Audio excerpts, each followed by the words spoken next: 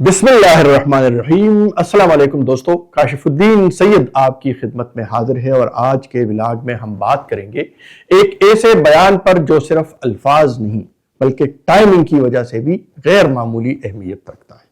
خیبر پختونخوا کے سابق وزیر اعلیٰ علی امین گنڈاپور جو کافی عرصے بعد قومی میڈیا پر سامنے آئے ہیں، انہوں نے ایک حساس سیکیورٹی ایشو پر ایسا بیان دیا ہے جو کئی سوالات کو جنم دیتا ہے۔ علی امین گنڈاپور کا یہ بیان ایسے وقت میں سامنے آیا ہے جب خیبر پختونخوا کی وادی تیرا میں دہشت گردی کے خلاف ممکنہ آپریشن کی تیاریاں جاری ہیں اور مقامی آبادی نقل مکانی پر مجبور ہو رہی ہے۔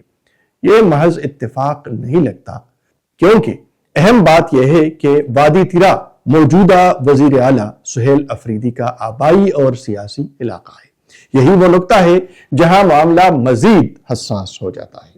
ایک طرف موجودہ وزیر اعلیٰ سہیل افریدی جو یہ کہتے ہیں کہ افغانستان کے خلاف الزامات کے ثبوت سامنے لائے جائیں، دوسری طرف علی امین گنڈاپور جو سابق وزیر اعلیٰ ہیں اور دعویٰ کرتے ہیں کہ تمام شواہد پہلے سے موجود ہیں اور یہ سب ہو رہا ہے۔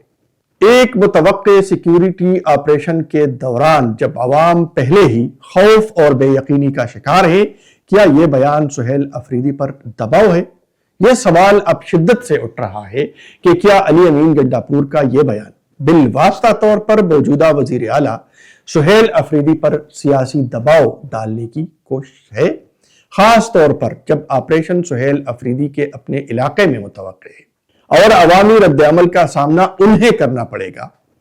یہ بیان ایک ایسے ایشو پر آیا ہے جس پر تحریک انصاف وفاقی حکومت اور سیکیورٹی اداروں کے ساتھ پہلے ہی اختلافات رکھتی ہے۔ ایسے میں علی امین گنڈاپور کا سیکیورٹی اداروں کے موقف کے قریب جانا اور دہشت گردوں کو افغان سرزمین سے جوڑنا، کیا یہ پارٹی پالیسی سے ہٹ کر قدم ہے یا کسی بڑے سیاسی ری الائنمنٹ کا اشارہ ہے؟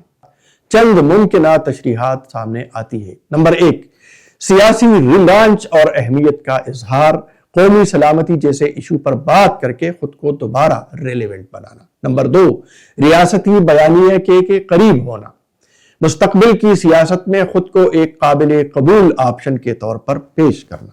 نمبر 3، پارٹی کے اندر اختلافات کو نمایاں کرنا، خاص طور پر قیادت اور صوبائی حکومت کے فیصلوں پر سوال اٹھانا۔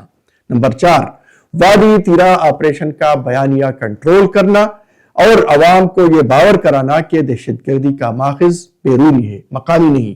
اگرچہ علی امین گنڈاپور مذاکرات کے حامی نظر آتے ہیں، لیکن وہ واضح پیغام دیتے ہیں کہ قومی سلامتی پر کوئی سمجھوتا نہیں کیا جا سکتا۔ یہ جملہ ایک ایسے وقت میں بہت وزن رکھتا ہے جب ایک پورا علاقہ نقل مکانی کر رہا ہو۔ علی امین گنڈاپور کی میڈیا واپسی اور بیان کی سختی اور وادی تیرا میں متوقع آپریشن، یہ سب مل کر اس تاثر کو مضبوط کرتے ہیں کہ یہ بیان محض اتفاق نہیں بلکہ ایک سوچے سمجھے سیاسی اور سیکیورٹی بیانیے کا حصہ ہے۔ اس لیے ناظرین، سوال اب بھی قائم ہے کہ کیا گنڈاپور واقعی دوبارہ متحرک ہو رہے ہیں؟ کیا یہ بیان سہیل افریدی اور صوبائی حکومت کے لیے ایک پیغام ہے اور کیا تحریک انصاف اس داخلی تضاد کو سنبھال پائے گی؟